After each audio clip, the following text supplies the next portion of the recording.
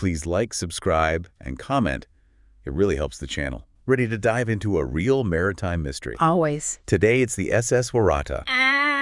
Yes. Dubbed the Titanic of the Southern Seas. Yeah. Vanished in 1909. Completely vanish. No survivors, no wreckage. Just gone. We've got passenger manifests, accounts from people who saw it, theories from plausible to, well, let's just say the ocean's a mysterious place. It breeds stories. It does. So, over 200 souls aboard. What happened to the SS Waratah? That's the million-dollar question, isn't it? And what's so intriguing is the lack of any definitive answer. It's not unusual for a ship to sink, tragically. It's happened throughout history. Right. But the Waratah left no clues. That's what sets this case apart. It's like the ocean swallowed it whole and then just clammed up. Exactly. From what we've gathered, the Waratah was brand new, built in Scotland. Just the year before. Meant to be the pride of the Blue Anchor Line. They even had music rooms and a gymnasium on board. Talk about luxury. Right. But there were already whispers about its stability. Even before it left the shipyard. Interesting. So maybe not the unsinkable ship everyone thought. Well, that's debatable. What does top-heavy even mean when we're talking about a ship? Why would that be a problem? Think of it like balancing something on your fingertip, like a pencil standing upright. Okay, yeah. If the top is heavier, it's way more likely to topple over. Ships work similarly. Too much weight high up. Above the waterline. Right. Makes it unstable, especially in rough seas. Makes sense. So the Waratah set sail from Durban with this potential problem, and we know it was last seen by another ship, the Clan McIntyre. July 27th. Our sources say everything looked normal at that point, and then poof. Vanished. And there are some pretty eerie details leading up to the disappearance. One passenger, Claude Sawyer. Oh, yes, I read about him. He had these vivid nightmares about the ship sinking. So intense, he actually got off in Durban. Talk about a premonition. Right, like he knew. And he wasn't alone. Crew members reported the Waratah rolling a lot, even in calm waters. And listing heavily during turns. This was all documented later, during the inquiries. So there were signs, even before it vanished, that something wasn't quite right. This is like a detective story, putting together these little clues. It is, isn't it? But the biggest mystery to me is no distress signal. That's the thing that's puzzled everyone for over a century. The Waratah had wireless telegraphy. Cutting edge at the time. A distress call could have reached other ships, maybe brought help, but nothing. So we've got a ship with a possible design flaw, acting strange, and then vanishing without a peep. What are the main theories people have come up with? Well, there are a few, given how little we know. Some focus on natural causes, a sudden storm maybe, a rogue wave. Those are possible off the South African coast. Yeah, you could see that. Or maybe it did capsize suddenly because of that top-heavy design, especially if the seas got rough. That makes sense. But wouldn't there be some trace, some wreckage? You'd think so, right? And that's the problem with those explanations. There were big searches, even with modern tech later on, but nothing solid turned up. Okay, so if it wasn't a storm or just capsizing, what else could make a ship disappear so completely? I know our sources mentioned an explosion. Didn't the Waratah have flammable cargo, like nitrate? It did, and if that went up in the cargo hold, Yeah. that could have been devastating. Obliterated the ship, maybe left very little debris. It's dramatic, but... But no real evidence. Right, no proof. This is getting deeper and deeper. So we've got natural disasters, the design flaw, a possible explosion. Anything else? There are less conventional theories, let's say. Ooh, now we're talking. What are those? Well, when you have zero evidence and a disappearance this strange, some people turn to things outside of science. Supernatural explanations, unexplained phenomena, even comparisons to the Bermuda Triangle. Whoa, hold on. The Bermuda Triangle, that's a whole other level of mystery. It is, isn't it? But is there any evidence for that kind of thing? Honestly, not really. The lack of proof works both ways. It fuels those wilder theories, but it also means you can't prove them wrong either. So we're left with a big question mark. Pretty much. But even if we can't prove it, is there something about the Waratah that makes those supernatural ideas so appealing? Maybe it's human nature. We want explanations, even when we're facing the unknown. The ocean's vast, powerful, still mostly unexplored. It's easier to think something out there did it than to face how random things can be. I get that. Like a ghost story. Sometimes it's more fun to believe in something extraordinary than to just say, we don't know. Exactly. But before we get too deep into ghost ship territory, let's come back to reality for a sec. Our sources mention sabotage or piracy. Right. Those are possible, especially back then. Piracy wasn't as common in the early 1900s, but it wasn't unheard of. And sabotage.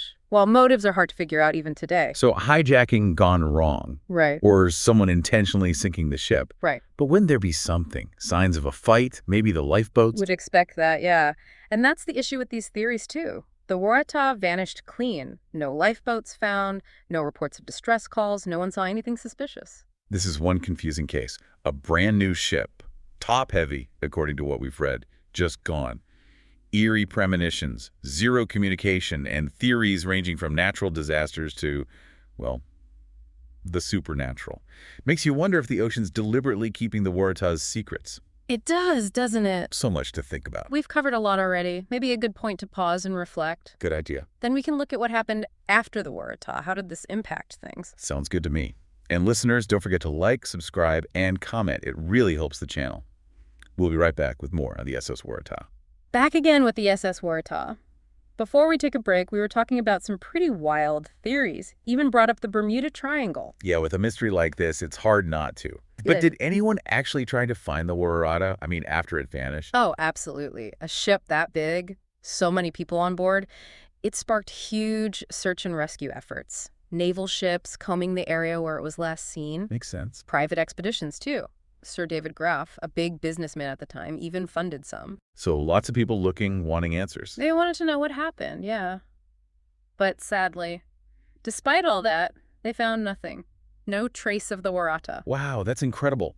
Even with all the technology we have now, the ocean can still keep a secret.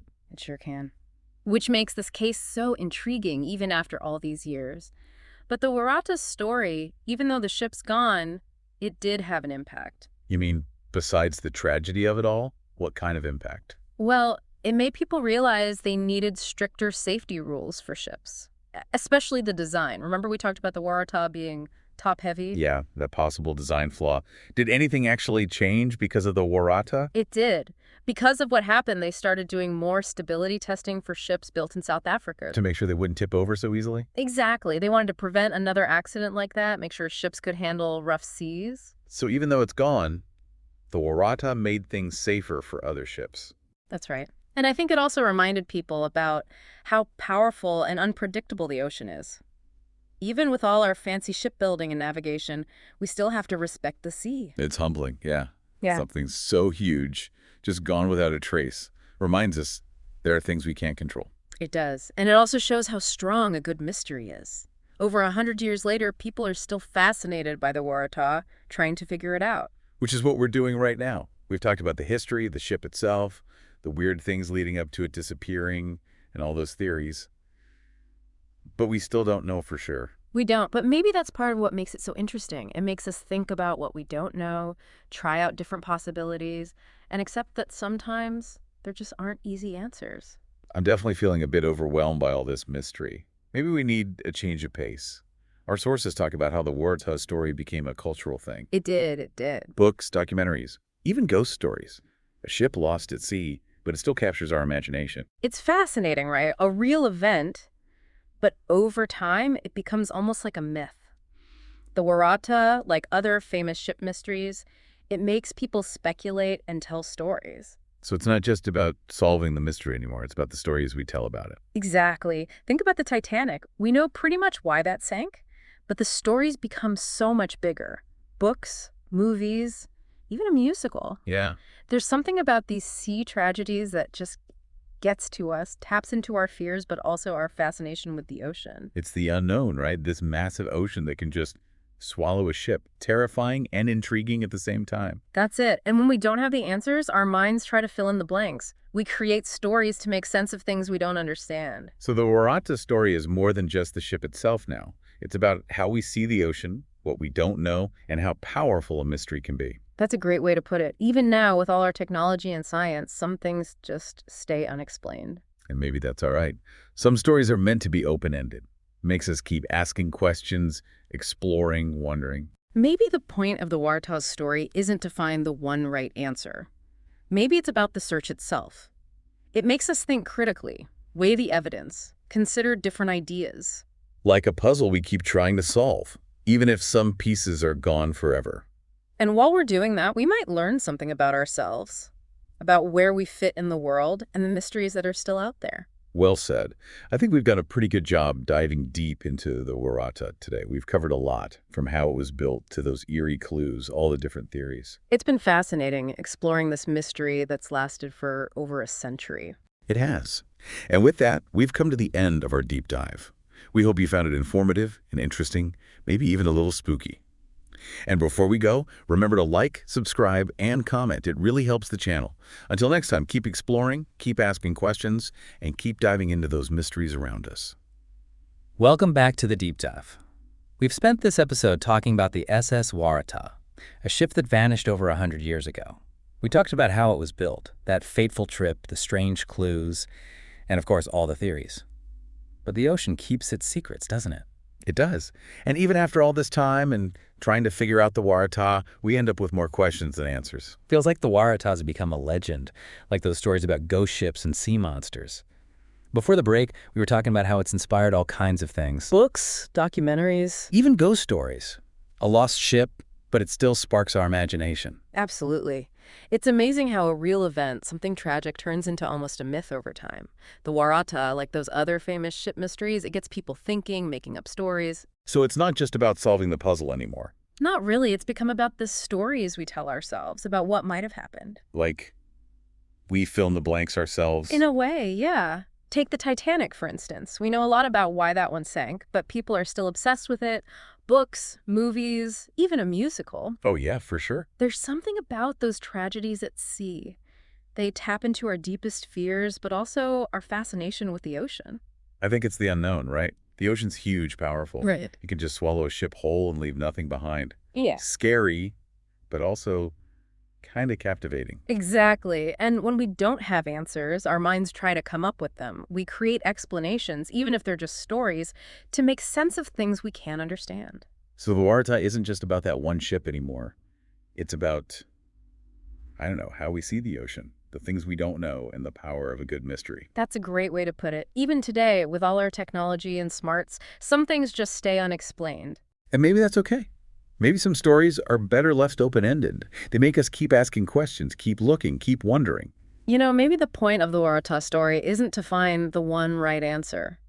Maybe it's about the search itself, thinking critically, weighing evidence, trying different perspectives. Like a puzzle we keep working on, even if we never find all the pieces. And in that process, in that searching, we learn about ourselves, about where we fit in this world, and all the mysteries that are still out there. That's a great point.